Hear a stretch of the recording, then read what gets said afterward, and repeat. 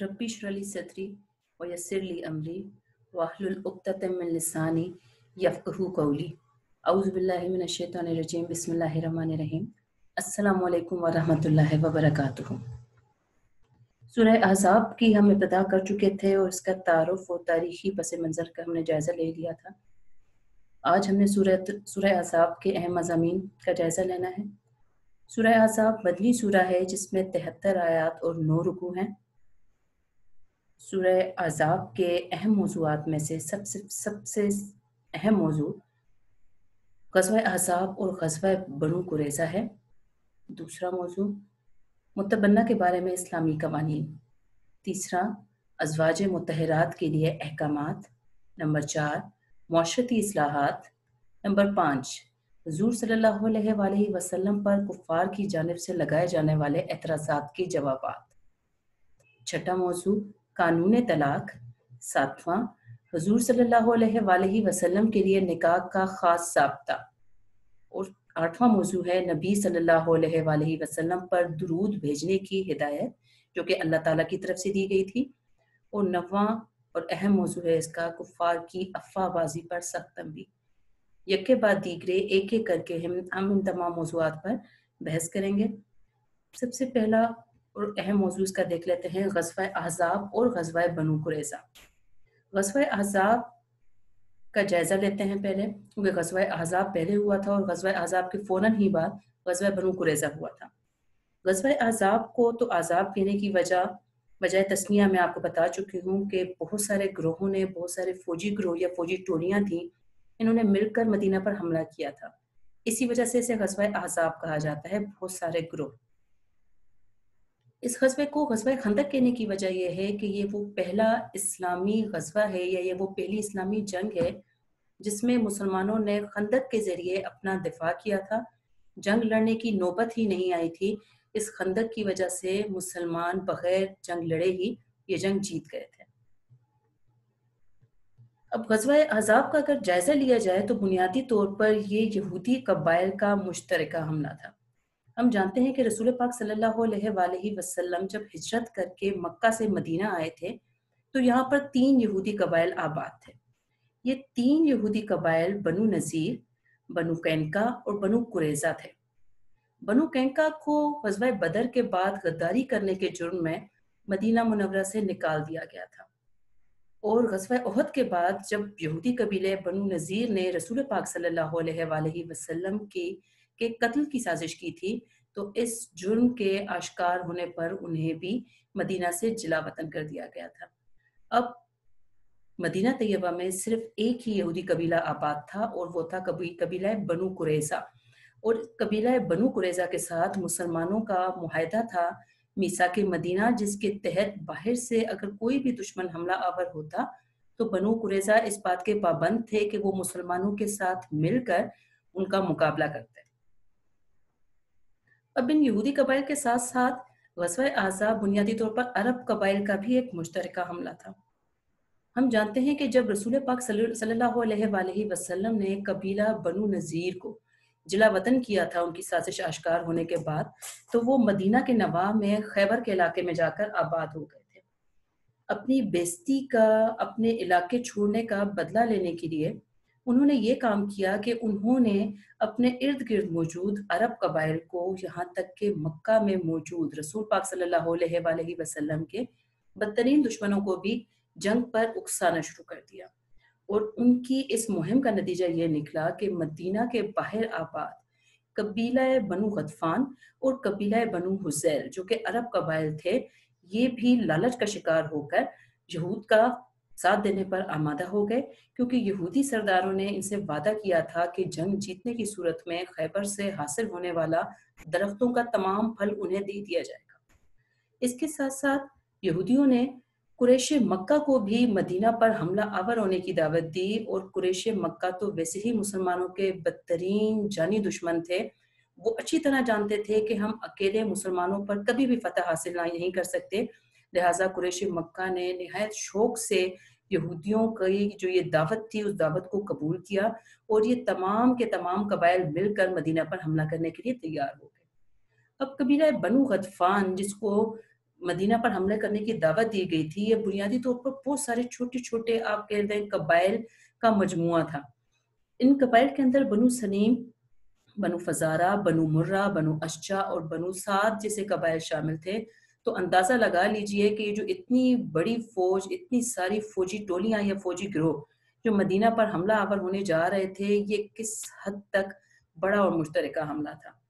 अब मदीना पर हमलावर होने वाले फौजी लश्कर का अगर जायजा लिया जाए तो इसमें एक तरफ तो बनु गतफान, बनु हुज़ैल और कुरैश मक्का के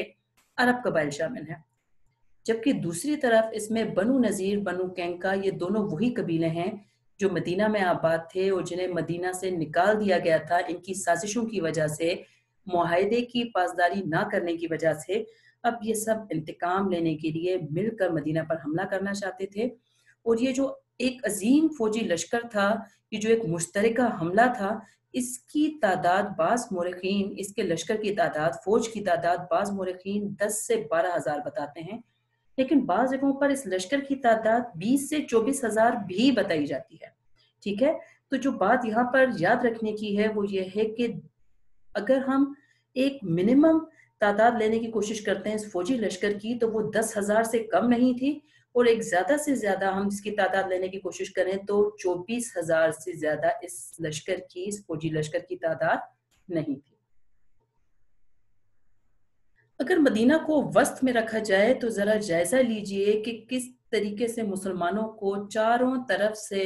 इन कुफ्फार की कुव्वतों ने घेर रखा था। यानी मदीना वस्त में था और शुमाल से बनु नज़ीर और बनु कैंका मुसलमानों पर हमला करने के लिए आ रहे थे। मदीना के मशरिक में वाक़े बनु गतफान के कबाइल भी मुसलमानों पर मशरिक से हमला कर रहे थे, जबकि जुनूब की तरफ मुसलमानों के सबसे बड़े बदतरीन जानी माली दुश्मन कुरैश मक्का थे, जिन्होंने पेशकदमी करके शुमाल तक आना था और मुसलमानों पर हमला करना था।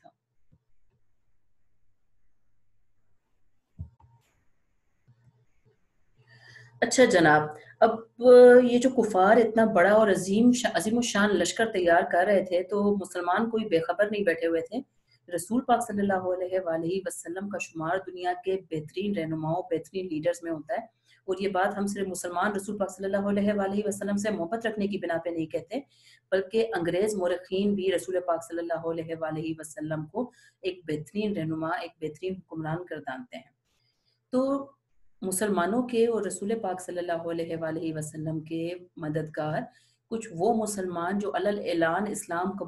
कबूल करने का ऐलान नहीं कर रहे थे, लेकिन दर हकीकत वो दर पर्दा वो मुसलमान हो चुके थे। रसूल पाक सल्लल्लाहु अलैहि वसल्लम को मदीना के इर्द गिर्द और मक्का की खबरें पहुंचाया करते थे।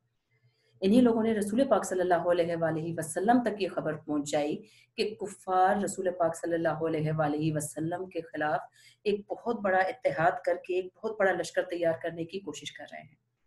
रसूल पाक सल्लल्लाहु अलैहि वसल्लम को जैसे ही कुफ्फार की कोशिशों के बारे में इल्म हुआ, रसूल पाक सल्लल्लाहु अलैहि वसल्लम ने अपनी आदत के मुताबिक, रिवायत के मुताबिक एक मजलिस मुशावरत मुनक्किद की। रसूल पाक सल्लल्लाहु अलैहि वसल्लम ने इस मुशावरत में तमाम मुसलमानों को जमा करके उनसे दरियाफ्त किया कि लश्कर कुफ्फार इस मर्तबा एक बहुत बड़ी ताकत के साथ मदीना पर हमला आवर होने वाला है। हमारे हालात सबके सामने हैं, क्या मशवरा दिया जाता है, क्या कहा जाता है कि किस तरीके से इस मसले का हल निकाला जाए। अब यहाँ पर बात याद रखने की ये है कि हुक्मरान चाहे एक मुल्क का हो, एक बस्ती का हो या एक छोटे से घर का,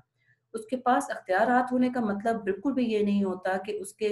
जहन में जो सोचें चल रही हैं, उसके दिमाग में जो ख्यालात आ रहे हैं, उनको मद्देनजर रख के वो कोई भी फैसला कर ले। आपकी जिंदगी में कोई भी मसला दरपेश है या आप कोई भी नया काम करने का इरादा रख रहे हैं, तो दीन इस्लाम का तरीकाकार ये है कि आप अपने इर्द गिर्द मौजूद समझदार अफराद को, बाकिरदार अफराद को जमा करें और उनसे राय तलब करें, क्योंकि ये हो सकता है कि आपका जहन एक सिमत में सोच रहा हो, लेकिन ये अफराद आपको उसी मसले के हल के लिए कोई एक बेहतर मशवरा दे सके। रसूल पाक सल्लल्लाहु अलैहि वसल्लम के मशवरा तलब करने पर हज़रत सलमान फारसी रज़ी अल्लाह तआला अन्हु ने आप सल्लल्लाहु अलैहि वसल्लम को मशवरा दिया कि मैं चूंकि ईरान का रहने वाला हूँ, मैं चूंकि फारस का रहने वाला हूँ, तो वहाँ पर ہمارا یہ ایک طریقہ کار ہے کہ جب ہمارے پاس فوجی طاقت کم ہوتی ہے اور ہم دشمن کا مقابلہ کرنے کی صلاحیت نہیں رکھتے تو ہم اپنے اور دشمن کے درمیان خندق کھود لیتے ہیں. اس خندق کو عبور کر کے ہم تک پہنچنا دشمن کے لیے ناممکن نہ بھی ہو تو مشکل ضرور ہوتا ہے، اور جتنی دیر وہ خندق پار کرنے کی کوشش کر رہا ہوتا ہے ہم کسی نہ کسی جنگی حکمت عملی سے اسے ٹھکانے لگا سکتے ہیں، اسے ختم کر سکتے ہیں. اس تدبیر کی وجہ سے ہم لوگ بہت سی جنگیں جیت چکے ہیں. اب یاد رکھیے گا، حضرت سلمان فارسی رضی اللہ تعالیٰ عنہ وہ صحابی ہیں جن کے متعلق رسول پاک صلی اللہ علیہ وآلہ وسلم نے فرمایا تھا کہ جنت 3 لوگوں کی منتظر ہے، یعنی جنت 3 لوگوں کا انتظار کر رہی ہے، اور ان 3 لوگوں میں سے ایک حضرت سلمان فارسی رضی اللہ تعالیٰ عنہ ہیں. کبھی زندگی نے موقع دیا تو انشاءاللہ تعالیٰ ایک لیکچر حضرت سلمان فارسی رضی اللہ تعالیٰ عنہ پہ میں بتاؤں گی، جس میں آپ کو میں بتاؤں گی کہ حضرت سلمان فارسی نے دین اسلام کے لیے، دین اسلام قبول کرنے کے لیے کیسی کیسی مشکلات برداشت کی تھیں. ایسے ہی نہیں جنت ان کی منتظر ہے. بہرحال حضرت سلمان فارسی رضی اللہ تعالیٰ عنہ نے خندق کھودنے کا مشورہ دیا رسول پاک صلی اللہ علیہ وآلہ وسلم کو. آپ رضی اللہ تعالیٰ عنہ کا مشورہ پسند آیا اور آپ صلی اللہ علیہ وآلہ وسلم نے خندق کی کھدائی کا حکم دیا. اب یہ یاد رکھیے گا کہ یہ خندق جو کہ بہت مشکل کام تھا، اس کی گہرائی، لمبائی اور چوڑائی بہت زیادہ تھی، اس کے باوجود یہ صحابہ کرام رضی اللہ تعالیٰ عنہ کی محنت تھی، کوشش تھی کہ یہ اتنی بڑی اور اتنی مشکل کھدائی والی جو خندق ہے یہ کل 6 دن میں، صرف 6 دن میں یہ خندق کھودی گئی تھی. یہ خندق مدینہ کے شمال اور شمال مغربی رخ پر کھودی گئی تھی. سخت سردی کا موسم تھا. اس خندق کی لمبائی تقریباً 5.5 کلومیٹر، چوڑائی تقریباً 9 میٹر اور 6.5 میٹر اس خندق کی گہرائی تھی. اب اگر دیکھا جائے تو غزوہ خندق کا سب سے اہم واقعہ خندق کھودنا ہی تھا، کیونکہ اس غزوے کے اندر، اس جنگ کے اندر مسلمانوں اور کفار کے درمیان کوئی باقاعدہ لڑائی نہیں ہوئی تھی. جو چھوٹی چھوٹی عرب کا جو جنگ لڑنے کا طریقہ کار تھا کہ جنگ شروع ہونے سے پہلے، عام جنگ شروع ہونے سے پہلے کچھ چھوٹی انفرادی لڑائیاں ہوا کرتی تھیں، جس میں دونوں طرف سے، دونوں فریقین کی طرف سے کوئی ایک طاقتور ترین شخص نکل کر دوسرے شخص کو پکارتا تھا، للکارتا تھا، جنگ کی دعوت دیتا تھا. وہ دونوں لڑتے تھے، ہار جیت کا ان کی فیصلہ ہوتا تھا اور اس کے بعد عام جنگ شروع ہوتی تھی. اسی قسم کی کچھ چھوٹی چھوٹی لڑائیاں ہوئی تھیں، اور اس چھوٹی چھوٹی جو انفرادی جنگ تھی اس میں حضرت علی رضی اللہ تعالیٰ عنہ نے قریش کے نامور سورما کو ایک ہی تلوار کے وار سے ختم کر دیا تھا، لیکن باقاعدہ کوئی جنگ نہیں ہوئی تھی. تو غزوہ خندق کا اگر آپ اہم ترین واقعات دیکھیں کہ غزوہ خندق کا اہم ترین واقعہ کیا تھا، وہ بنیادی طور پر خندق کی کھدائی تھی. اب جب خندق کی کھدائی کا مرحلہ درپیش ہوا تو رسول پاک صلی اللہ علیہ وآلہ وسلم نے صحابہ کرام کو، بعض علماء کرام کہتے ہیں 10 افراد کی اور بعض کے مطابق 20 افراد کی ٹولیوں میں تقسیم کر دیا. ہر ٹولی کو ایک کام دے دیا گیا کہ ہر ٹولی نے کیا کام کرنا ہے، کتنے حصے کی کھدائی کرنی ہے، اور ہر ٹولی پر ایک سردار مقرر کر دیا گیا.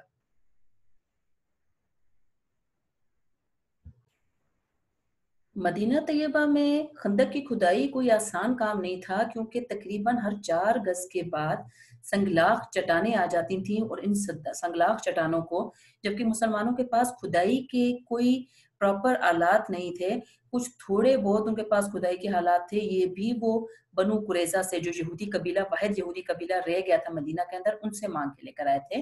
غربت تھی، افلاس تھا، مسلمانوں کے پاس کوئی ایسی چیزیں نہیں تھیں، کوئی ایسے آلات نہیں تھے جن کی مدد سے وہ کھدائی کرتے، اور ہر 4 گز پر ایک سنگلاخ چٹان آتی تھی. تو صحابہ کرام نے بڑی جانفشانی سے، بڑی محنت سے اس چٹانوں کو توڑنے کا کام کیا. پھر صرف چٹانیں توڑنا، زمین کو کھودنا ہی ایک مسئلہ نہیں تھا، بلکہ مٹی جو نکلتی تھی وہاں خندق سے، اس کو بھی وہاں سے لے کر دوسرے مقام پر منتقل کرنا ہوتا تھا. اور اس مٹی کی منتقلی کے لیے نامور صحابہ کرام رسول پاک صلی اللہ علیہ وآلہ وسلم کے ساتھ مل کر اپنی قمیصوں کے دامن میں، کپڑوں میں یہ مٹی بھرتے تھے اور ایک جگہ سے دوسری جگہ لے کر جاتے تھے. پھر اس خندق کی کھدائی میں رسول پاک صلی اللہ علیہ وآلہ وسلم نے خود بھی بنفس نفیس شرکت کی.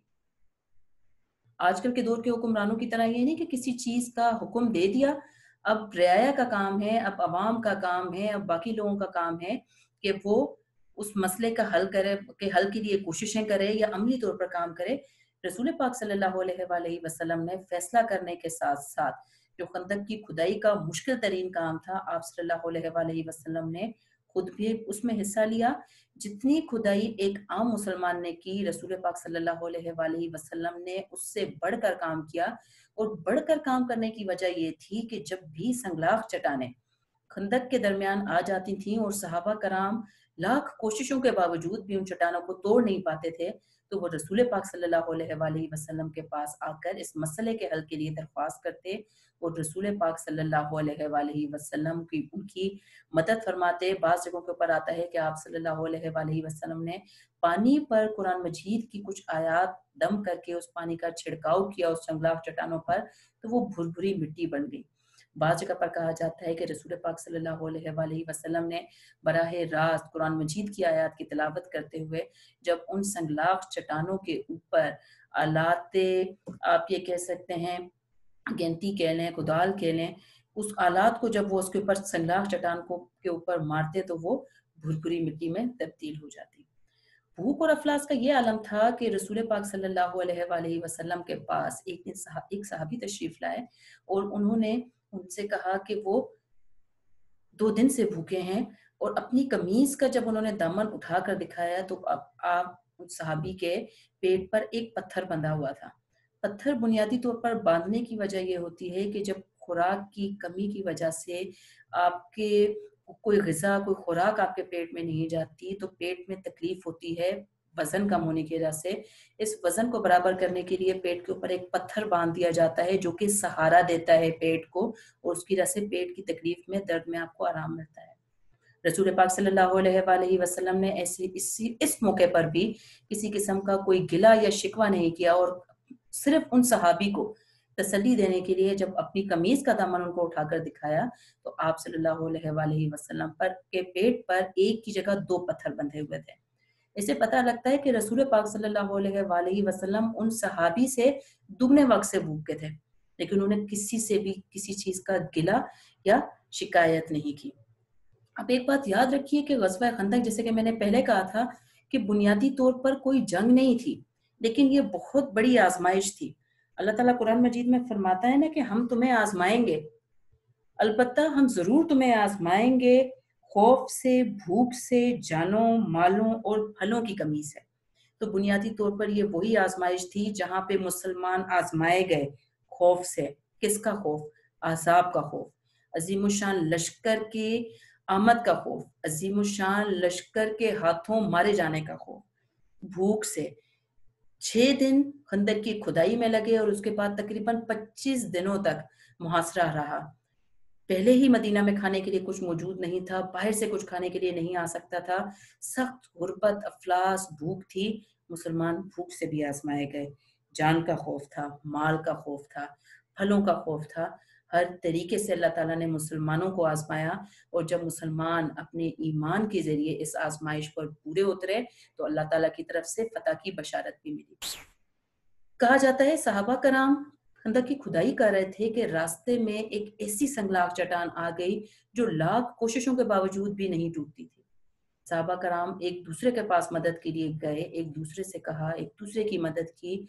زیادہ طاقت کے ساتھ، زیادہ قوت کے ساتھ، زیادہ افرادی قوت کے ساتھ اس چٹان کو ٹوٹنے کی کوشش کی، توڑنے کی کوشش کی، لیکن یہ چٹان ٹوٹنے میں نہ آتی تھی. آخرکار صحابہ رسول پاک صلی اللہ علیہ وآلہ وسلم کے پاس آئے اور ان سے مدد کی درخواست کی. رسول پاک صلی اللہ علیہ وآلہ وسلم آئے، ہاتھ میں کدال اٹھائی اور اس چٹان پر ایک ضرب لگائی. چٹان سے چنگاریاں نکلیں اور رسول پاک صلی اللہ علیہ وآلہ وسلم نے فرمایا مبارک ہو، مجھے ملک شام فتح کرنے کی خوشخبری دے دی گئی.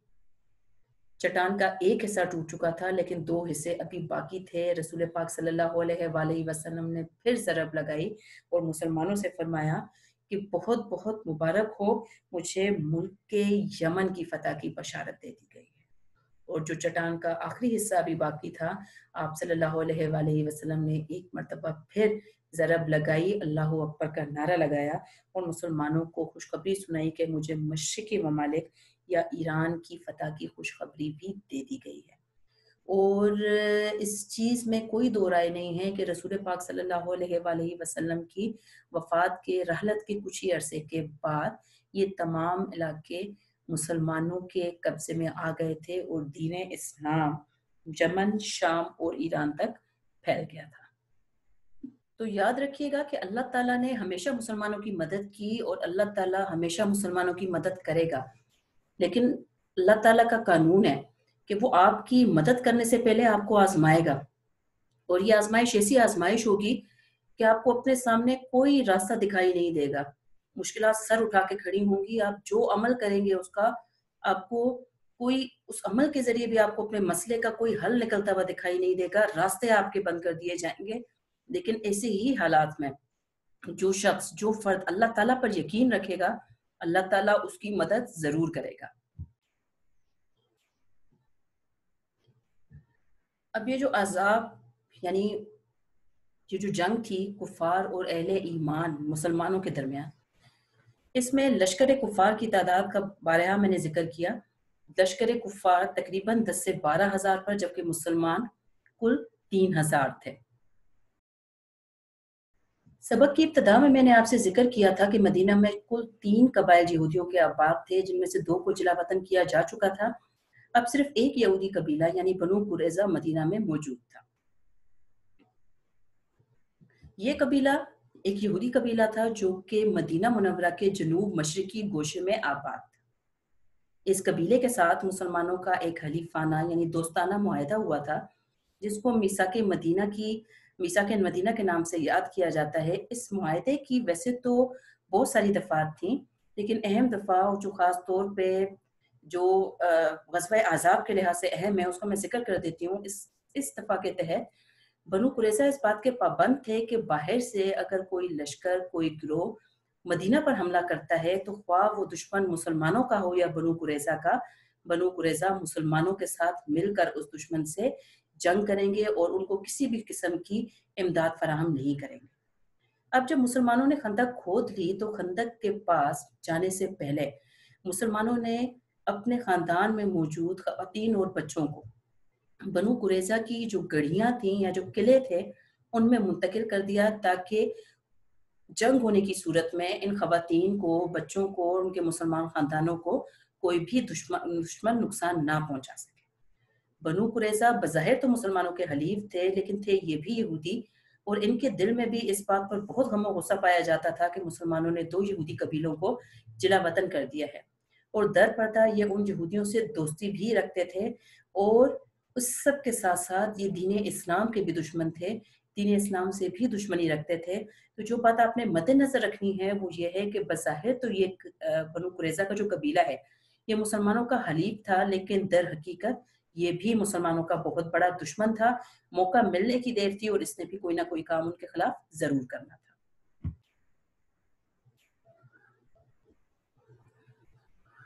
اب جب لشکر کفار مدینہ پہنچا اور اپنے سامنے ایک لمبی چوڑی خندق کھدی ہوئی دیکھی تو حیران و پریشان رہ گئے، کیونکہ خندق ان کے لیے ایک بالکل نئی چیز تھی اور انہیں کچھ معلوم نہیں تھا کہ کس طریقے سے اس خندق کو پار کیا جائے۔ ابتدا میں انہوں نے کچھ چھوٹی موٹی کوششیں بھی کی، ان کے کچھ سوار خندق پار کر کے مسلمانوں کی طرف آ بھی گئے، لیکن مسلمانوں نے بڑی آسانی سے انہیں قتل کر دیا، انہیں مار دیا۔ کہا جاتا ہے ان کے 1-2 جنگجوؤں کی لاشیں خندق کے اندر جا گری تھیں، اور وہ لاشیں لینے کے لیے انہوں نے رسول پاک صلی اللہ علیہ وآلہ وسلم کو پیشکش کی کہ آپ ہم سے پیسے لے لیجئے لیکن ہماری یہ لاشیں واپس کر دیے۔ تو رسول پاک صلی اللہ علیہ وآلہ وسلم نے انہیں تاریخ ساز جواب دیا تھا کہ ہم مسلمان لاشوں کی تجارت نہیں کرتے، اور ان کو بغیر کسی قسم کا پیسہ لیے ان کی لاشیں اٹھانے کی اجازت دے دی گئی تھی۔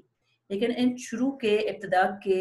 چھوٹے چھوٹے جو انہوں نے واقعات ہیں، جو چھوٹی چھوٹی کوششیں انہوں نے خندق پھیلانے کی تھی، اس کا نتیجہ دیکھنے کے بعد ان کی ہمت نہ ہوئی کہ وہ خندق پھیلانے کی دوبارہ یا خندق پار کرنے کی کوشش کریں۔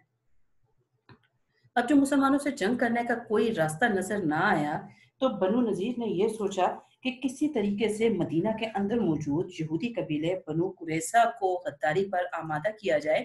کہ یک بارگی وہ اندر سے مسلمانوں پر، پشت سے مسلمانوں پر حملہ کریں، اور جب مسلمانوں کا دھیان कुफार के लश्कर से हट जाए और बनु कुरैज़ा से जंग लड़ने में मसरूफ हो जाए तो इतनी देर में खंदक पार करके हमला कर दिया जाए और मुसलमानों से जंग लड़ी जाए। बनु नज़ीर का सरदार हुई बिन अख्तब बनु कुरैज़ा के पास भेजा गया, जिसने जाकर उन्हें जंग में हिस्सा लेने की, मुसलमानों पर हमला करने की दावत दी। इब्तिदा में तो बनु कुरैज़ा ने साफ इनकार कर दिया। उनका कहना था कि हमने मुसलमानों के साथ जो मुआहदा किया है, हमने हमेशा मुसलमानों को मुआहदे का पाबंद पाया है, लिहाजा हमारे लिए कोई वजह नहीं कि हम मुसलमानों के साथ इस वक्त गद्दारी करें। लेकिन हुई बिन अख्तब एक यहूदी था, उनसे अच्छे ताल्लुकात रखता था। और सबसे बड़ी बात, जब हुई बिन अख्तब ने उन्हें कहा कि अगर वो मुसलमानों पर फतह हासिल कर गए तो जो इनामात, जो सम्राट हासिल होंगे, उसमें बनु कुरैज़ा को भी हिस्सा दिया जाएगा। ताकत मिलने की ख्वाहिश बनु कुरैज़ा में भी मौजूद थी और इस्लाम दुश्मनी जो थी उनकी, वो भी किसी से ढकी छुपी नहीं थी। तो लिहाजा उनकी जो लालच थी वो अखलाकी इक़दार पर गालिब आ गई और उन्होंने लश्कर कुफ़ार का साथ देने का फैसला कर लिया। रसूल पाक सल्लल्लाहु अलैहि वसल्लम तक खबरें पहुंच चुकी थीं। रसूल पाक सल्लल्लाहु अलैहि वसल्लम बदलते हुए तेवर, बदलते हुए रंग बनु कुरैज़ा के देख रहे थे। लिहाजा आपने 4 अंसार सरदारों हज़रत साद बिन उबादा रज़ी अल्लाह तआला अन्हु, हज़रत साद बिन मुआज़ रज़ी अल्लाह तआला अन्हु, अब्दुल्लाह बिन रवाहा रज़ी अल्लाह तआला अन्हु और ख्वात बिन जुबैर रज़ी अल्लाह तआला अन्हु को बुलाया और इनसे फरमाया कि वो जाएं बनु कुरैज़ा के पास और बनु कुरैज़ा से जाकर मालूम करें कि क्या वो कहीं वो मुआहदा तोड़ने पर आमादा तो दिखाई नहीं देते। रसूल पाक सल्लल्लाहु अलैहि वसल्लम को खदशा था कि जब उनके पास जाया जाएगा तो वो मुआहदा तोड़ने का ऐलान कर देंगे और अगर ये खबर मुसलमानों तक पहुंच गई और अगर ये खबर मुसलमान लश्करों तक पहुंच गई तो मुसलमान लश्कर इस खबर से उनमें बददिली फैल जाएगी, खौफ फैल जाएगा, हरास फैल जाएगा। लिहाजा रसूल पाक सल्लल्लाहु अलैहि वसल्लम ने अंसार सरदारों से कहा कि आप पता लगने की सूरत में अगर आपको महसूस होता है कि वो मुसलमानों के साथ किया गया मुआहदा तोड़ने का इरादा रखते हैं तो आप ये बात मुझे इशारतन कहिएगा। लेकिन अगर आपको लगता है कि वो मुआहदा तोड़ना नहीं चाहते तो आप ये ऐलान सबके सामने, लश्कर के सामने कीजिएगा ताकि उनके हौसले बुलंद हो। अंसार सरदार जब बनु कुरैज़ा के पास पहुंच गए तो उन्होंने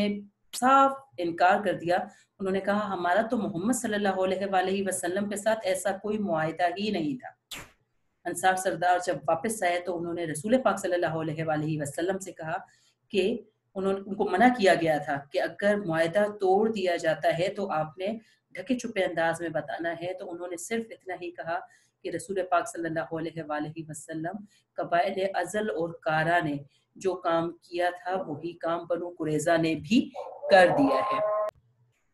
मुसलमानों के लिए ये कितना सख्त वक्त था और कितनी कड़ी आजमाइश थी, आप ये नक्शा देखें तो आपको इसका अंदाजा हो जाएगा। सबसे पहले नक्शे को बेहतर तौर पर समझने के लिए इसके इशारात देख लेते हैं। जो नीली लाइनें आपको इस पे नक्शे पे नजर आ रही हैं, ये है अलामत बुनियादी तौर पर खंदक की। जो ब्राउन कलर का है, जो कत्थई रंग के आपको निशाना दिखाई दे रहे हैं, ये है कोह या पहाड़ जो कि मदीने में मौजूद थे।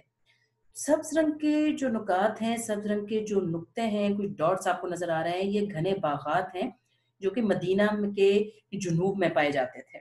और इसके साथ साथ ये जो गुलाबी रंग का बहुत बड़ा हिस्सा आपको नजर आ रहा है, ये लावे की चट्टानें हैं। लावे की बड़ी बड़ी अजीमुशान चट्टानें थीं जिनकी मदद से मैंने आपको शुरू में बताया था जब हज़रत सलमान फारसी रज़ी अल्लाह अन्हु ने मशवरा दिया था रसूल पाक सल्लल्लाहु अलैहि वसल्लम को खंदक की खुदाई का, तो वो उस वक्त मशवरा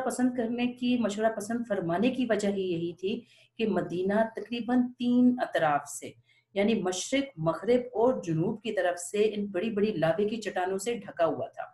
जो कुछ हिस्सा, जो थोड़ा सा हिस्सा था, उसमें अगर ये लावे की चट्टानें नहीं थी, मैं बात कर रही हूँ इस वक्त जुनूब की, तो इसमें मदीना के घने बागात मौजूद थे और किसी भी दुश्मन के लिए यहाँ से इन 3 अतराफ से हमला करना मुमकिन नहीं था। अब बाकी सिर्फ एक ही सिमत रह जाती थी, सामने की सिमत, शुमाल की सिमत और शुमाल मगरिबी की तरफ थोड़ा सा हिस्सा था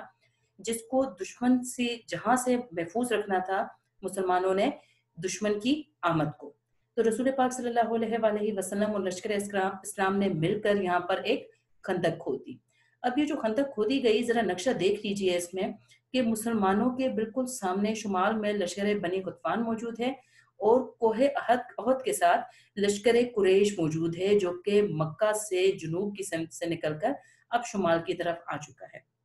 मुसलमानों ने बेहतरीन हिकमत अमली अपनाई है और मुसलमान महफूज हैं। लेकिन एक मिनट के लिए जरा ठहरिए, ये जो बनु कुरैजा मौजूद हैं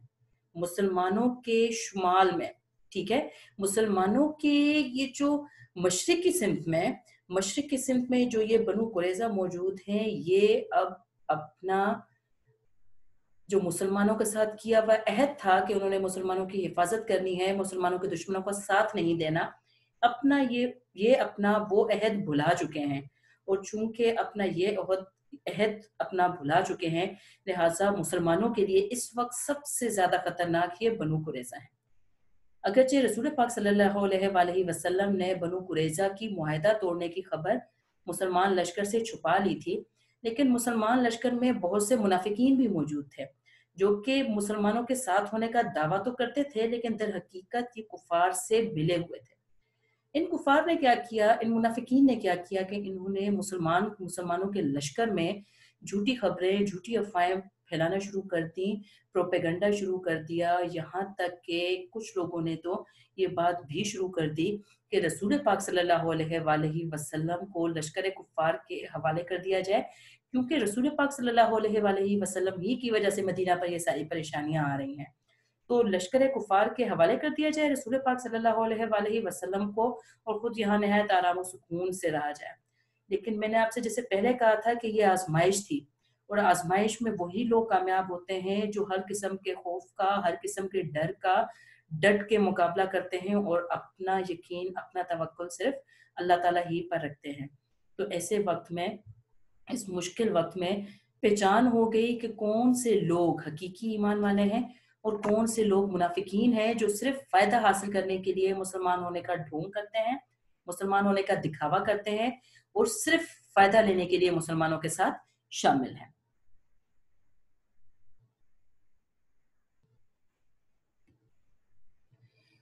मुश्किल एक वक्त था, मुसलमान परेशान थे कि मैंने आपसे कहा था ना कि आजमाइश जब आती है और आजमाइश में जब आप साबित कदमी दिखाते हैं तो अल्लाह ताला की तरफ से कोई ना कोई मदद भी जरूर आती है, और मदद ऐसी जगह से आती है जहां से आपको उम्मीद भी नहीं होती।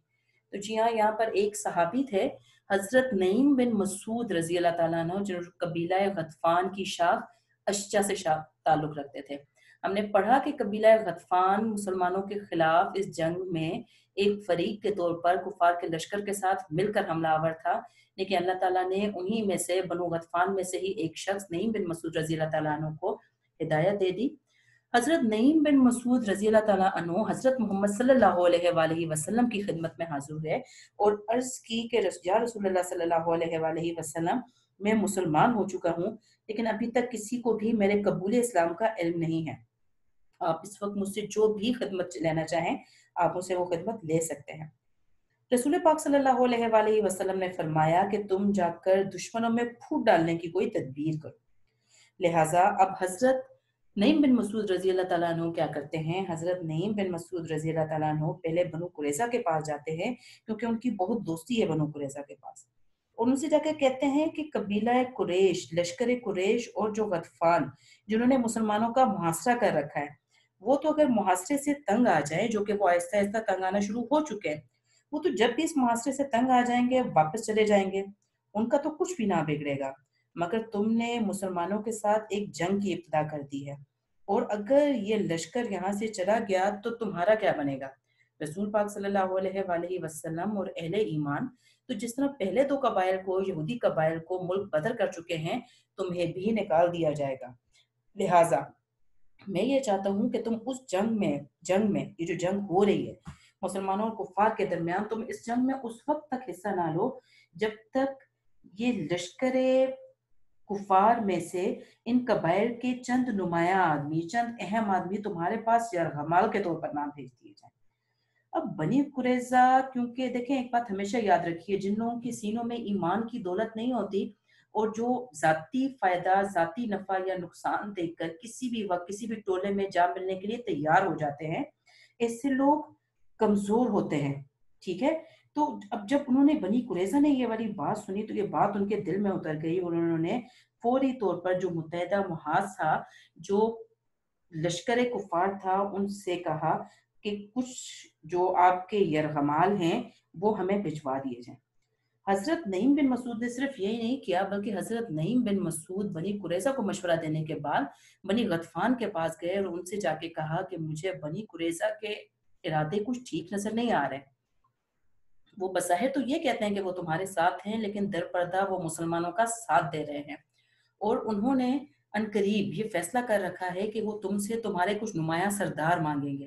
اور جب تم یہ نمایاں سردار یرغمال کے طور پر ان کے پاس بھجوا دو گے تو وہ ان سرداروں کو رسول پاک صلی اللہ علیہ وآلہ وسلم کے حوالے کر کے اپنی وفاداری کا ثبوت دیں گے۔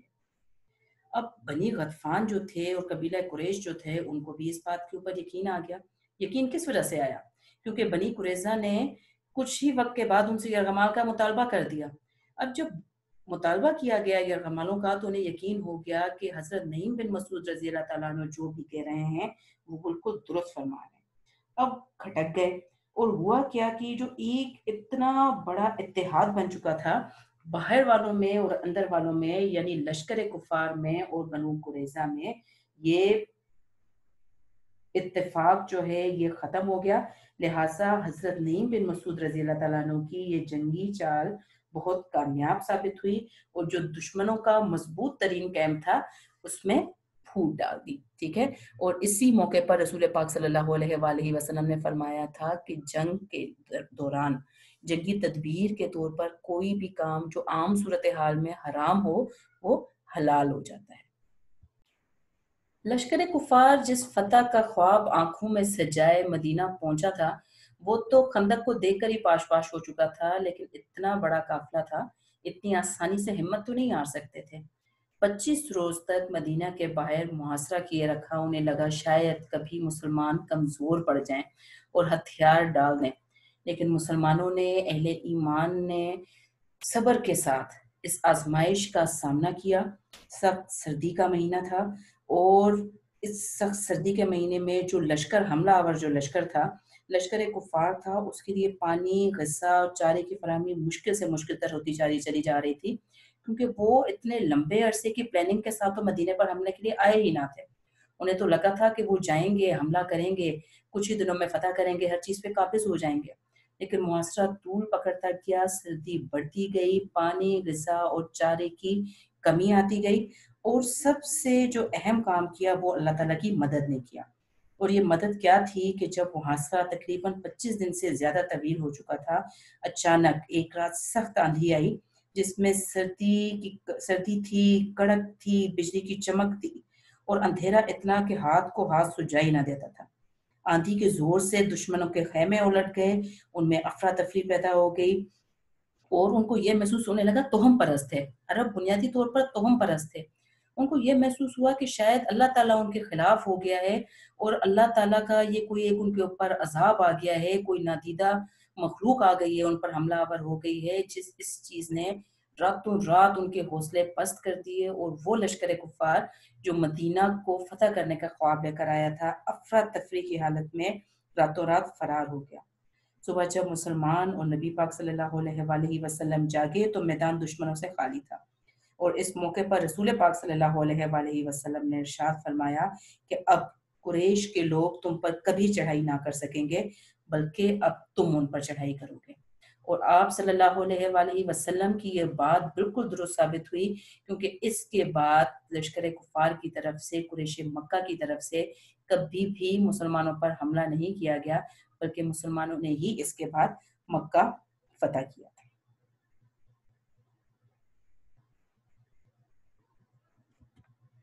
جی، اب یہ ایک بہت بڑا مارکا تھا جو کہ مسلمانوں نے مار لیا تھا، لیکن بنی قریظہ جو کہ غزوے کے درمیان میں بدعہدی کرنے پر تیار ہو گئے تھے، بلکہ تیار نہیں ہو گئے تھے، انہوں نے بدعہدی کر دی تھی۔ انہوں نے کہا تھا انصار صحابہ کرام سے کہ ہمارے اور رسول پاک صلی اللہ علیہ وآلہ وسلم کے درمیان تو کوئی معاہدہ ہی نہیں تھا۔ تو مسلمان جیسے ہی خندق سے پلٹ کر گھر پہنچے تو ظہر کے وقت کہا جاتا ہے کہ حضرت جبرائیل علیہ السلام نے آ کر رسول پاک صلی اللہ علیہ وآلہ وسلم کو اللہ تعالیٰ کا پیغام دیا کہ ابھی ہتھیار نہ کھولے جائیں، کیونکہ بنو قریظہ کا معاملہ ابھی باقی ہے۔ یہ حکم پاتے ہی رسول پاک صلی اللہ علیہ وآلہ وسلم نے فرمایا کہ عصر کی نماز اس وقت تک پڑھی نہیں جائے گی جب تک بنی قریظہ نہ پہنچایا جائے، بنی قریظہ تک نہ پہنچایا جائے۔ اس اعلان کے ساتھ ہی آپ صلی اللہ علیہ وآلہ وسلم نے حضرت علی رضی اللہ تعالیٰ عنہ کو روانہ کر دیا بنو قریظہ کی طرف، اور فوج لے کر حضرت علی رضی اللہ تعالیٰ عنہ کے پیچھے خود روانہ ہوئے۔ جب حضرت علی رضی اللہ تعالیٰ عنہ وہاں پر پہنچے تو یہودیوں نے اپنے کوٹھوں پر چڑھ کر رسول پاک صلی اللہ علیہ وآلہ وسلم اور مسلمانوں کو گالیاں دینی شروع کر دی، کیونکہ حضرت علی رضی اللہ تعالیٰ عنہ کو دیکھ کر وہ یہ سمجھے تھے کہ شاید وہ صرف انہیں ڈرانے دھمکانے آئے، لیکن حضرت علی رضی اللہ تعالیٰ عنہ کے پیچھے پیچھے جب لشکر اسلام وہاں پر پہنچ گیا، جس کی قیادت رسول پاک صلی اللہ علیہ وآلہ وسلم کر رہے تھے، تو ان کو بہت اچھے طریقے سے اندازہ ہو گیا کہ اب حساب کا وقت آ پہنچا ہے۔ ان کی بستی کا محاصرہ کر لیا گیا۔ اس محاصرے کی شدت کو وہ 2-3 ہفتوں سے زیادہ نہ برداشت کر سکے، اور انہوں نے رسول پاک صلی اللہ علیہ وآلہ وسلم کے سامنے یہ شرط رکھی کہ اگر وہ قبیلہ اوس کے سردار حضرت سعد بن معاذ رضی اللہ تعالیٰ عنہ کو سردار بنا دیتے ہیں، یہ فیصلہ کرنے کے لیے مقرر کر دیتے ہیں کہ انہوں نے جو بدعہدی کی ہے اس کی سزا دی جائے، ان کو کیا جو بھی سزا دیں گے وہ حضرت سعد بن معاذ رضی اللہ تعالیٰ عنہ کو اس کے لیے آپ سمجھ لیں کہ انچارج بنا دیا جائے، ایک لیڈر بنا دیا جائے کہ وہ ان کے لیے فیصلہ کریں گے، جج بنا دیا جائے، ان کو منصف بنا دیا جائے کہ وہ فیصلہ کریں کہ اس گناہ کی کیا سزا دی جائے گی، تو وہ اپنے آپ کو مسلمانوں کے حوالے کر دیں گے۔ اب انہوں نے حضرت سعد بن معاذ رضی اللہ تعالیٰ عنہ کو منصف بنانے کا اس وجہ سے کہا تھا کہ زمانہ جاہلیت میں قبیلہ اوس اور بنو قریظہ کے درمیان دوستانہ تعلقات تھے جو کہ مدتوں سے چلے آ رہے تھے، اور انہیں لگا تھا کہ حضرت سعد بن معاذ رضی اللہ تعالیٰ عنہ ان دوستانہ تعلقات کا لحاظ کرتے ہوئے ان کے حق میں فیصلہ دیں گے، لیکن شاید وہ اس بات سے آگاہ نہیں تھے کہ حضرت سعد بن معاذ رضی اللہ تعالیٰ عنہ اب دین اسلام قبول کر چکے ہیں، اور ان کے لیے دین اسلام کی اہمیت رسول پاک صلی اللہ علیہ وآلہ وسلم کی اہمیت اپنی پرانی دوستی اور پرانے تعلقات سے زیادہ ہے۔ خود کہا جاتا ہے کہ جو قبیلہ اوس کے لوگ تھے وہ بھی حضرت سعد رضی اللہ تعالیٰ عنہ سے یہ کہہ رہے تھے، تقاضا کر رہے تھے کہ آپ فیصلہ کرتے وقت نرمی برتیے گا، لیکن حضرت سعد رضی اللہ تعالیٰ عنہ بھی بہت اچھے طریقے سے جانتے تھے کہ جو پچھلے دونوں قبائل تھے، یہودی قبائل بنو قینقاع اور بنو نذیر، ان کو بھی جلا وطن کیا گیا تھا، اور یہی قبائل تھے جو مسلمانوں کے اوپر ایک لشکر چڑھا آئے تھے، تو انہیں پتا تھا کہ اگر فیصلہ کرنے میں نرمی برتی گئی تو غزوہ بنی قریظہ بھی قبیلہ بنی قریظہ بھی وہی کام کرے گا جو اس سے پہلے یہودی قبائل نے کیا۔ لہٰذا حضرت سعد رضی اللہ تعالیٰ عنہ نے جو فیصلہ کیا وہ بالکل حق پر مبنی تھا۔ کیا فیصلہ کیا انہوں نے دیکھ لیتے ہیں۔ حضرت سعد بن معاذ رضی اللہ تعالیٰ عنہ نے فیصلہ کیا کہ بنو قریظہ کے تمام مردوں کو قتل کر دیا جائے، ان کی تمام عورتیں اور بچے غلام بنا دیے جائیں، اور ان کی تمام املاک مسلمانوں میں تقسیم کر دی جائے۔ اس فیصلے پر جب عمل کیا گیا تو یہ فیصلہ بہت درست ثابت ہوا، اگرچہ کچھ لوگ جن کے دلوں میں ابھی بھی بنو قریظہ کے لیے کچھ محبت باقی تھی وہ اس فیصلے پر اعتراض کر رہے تھے، لیکن جب اس فیصلے پر عمل درآمد کرتے ہوئے بنو قریظہ کی گڑیوں میں مسلمان داخل ہوئے تو وہاں انہوں نے دیکھا کہ جنگ احزاب میں حصہ لینے کے لیے ان غداروں نے 1500 تلواریں، 300 زرہیں، 2000 نیزیں اور 1500 ڈھالیں چھپا رکھی تھی، اور یہ انہوں نے کب استعمال کرنی تھی؟ یہ انہوں نے اس صورت میں استعمال کرنی تھی کہ اگر ان میں پھوٹ نہ پڑتی تو اندر سے وہ مسلمانوں پر حملہ کرتے ان ہتھیاروں کی مدد سے، اور جب مسلمان ان کی طرف متوجہ ہو جاتے تو باہر سے حملہ کرتا لشکر کفار مسلمانوں کا۔ لہٰذا جب یہ سارا سامان بھی اس وقت نکالا گیا وہاں سے، تو اس کے بعد تو اس امر میں شک کرنے کی کوئی گنجائش باقی نہیں رہی کہ حضرت سعد رضی اللہ تعالیٰ عنہ نے ان لوگوں کے بارے میں ان لوگوں کے معاملے میں جو فیصلہ دیا تھا وہ بالکل درست تھا اور حق پر مبنی تھا۔ بنو قریظہ کے انجام سے جو سب سے بڑا ہمیں سبق ملتا ہے وہ یہی ہے کہ اگر کسی سے وعدہ کریں تو اسے پورا کریں، کیونکہ ہو سکتا ہے وقتی فائدہ دے کر آپ کوئی ایک گھاٹے کا یا نقصان کا سودا کر رہے ہوں، لیکن وعدے کی پابندی، اگر آپ کو لگتا ہے کہ آپ کوئی کام نہیں کر سکتے، آپ کے لیے ممکن نہیں ہے تو وعدہ ہی مت کیجیے، لیکن اگر کسی بھی چیز کے لیے آپ وعدہ کر دیتے ہیں تو وعدے کی پابندی لازمی طور پر کیجیے۔ اسی پیغام کے ساتھ مجھے اجازت دیجیے، اپنا خیال رکھیں، اپنے گھر والوں کا خیال رکھیں اور مجھے اجازت دیں